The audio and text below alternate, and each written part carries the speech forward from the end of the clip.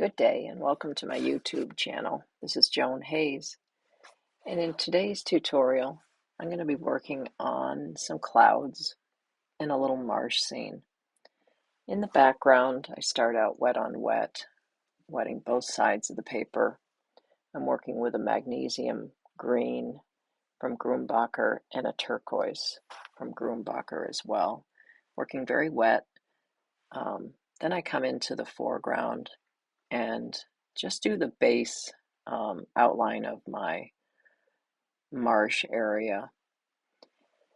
Also working very wet. Come back into the sky a little bit drier with the magnesium green and just try to get that little puffy cloud feel working with my fan brush. It doesn't take much, just apply a little bit of the dry and then come back in with a clean brush and just move the paint around a little bit. And at this point, I'm just going to be circling around the whole piece, trying to make sure I've got no wet spots and so on happening. So I do add a little bit of Payne's Gray as well to the piece in the magnesium green. And it just tones down the color a little bit. Come back into the foreground, again working a little bit dry. Like I said, manipulating the paint all around. Going to keep going back up and down into the clouds in the foreground simultaneously. I'm introducing the turquoise now into the clouds just to get a little bit of depth and brightness into the clouds and interest. So it's a little bit of a stormy sky, not too daunting, and this turquoise gives a little bit of a playful color to the clouds, I think. Keeping it relatively wet, the paper is still on the damp side, not so soaking wet, but damp. And you can see my brush is quite wet. And I can go back in with a clean brush and move the stuff around too. So it all, depends on how much water you have in your brush on the paper, how you can manipulate and move this around.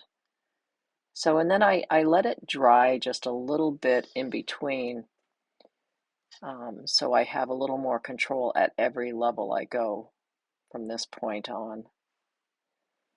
And now I'll have to start adding a little bit drier.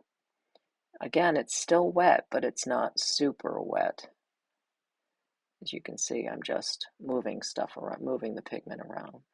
Going back into the foreground, and again, I'm bringing in that turquoise so that I have some continuity with the background and the foreground. And it almost appears like a reflection on the waterway with the clouds. Bringing in some yellow ochre into the marshway, a little bit drier, but not completely dry, and blending it a little bit with the fan brush just to keep that wet on wet feel. I will use a little burnt sienna in there as well. And at the final touches, we'll have some gray on gray. So at this stage, I'm just fanning out, trying to do a few vertical strokes just to give that general idea of grasses. But for the most part, I'm keeping it pretty wet. Here's where I introduce just a little bit of the burnt sienna mixed in with the yellow ochre and just blending it all together. Some of the Payne's Gray comes in there as well, just a tiny touch here and there. And then I will fan it out, lay it down, let it set for a second, and then I'll take my fan brush and just smooth it out a little bit. Again, it doesn't take a lot, especially when you're working with a little more of an atmospheric piece. you don't have to be as concerned with all the fine little details in this piece. But I like to keep in mind the background sky with the foreground, even if it's just a touch of the sky into the foreground, so there is some flow through the piece. And here's what I bring the gray on gray into the piece just to show a little bit of highlight, that's all.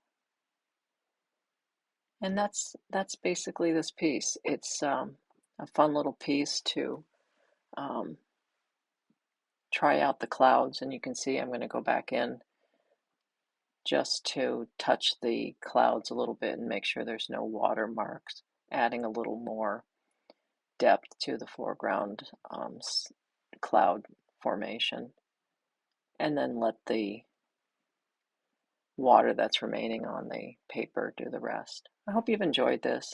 Hope it encourages you to paint, and I hope to see you in the next painting. Have a wonderful day.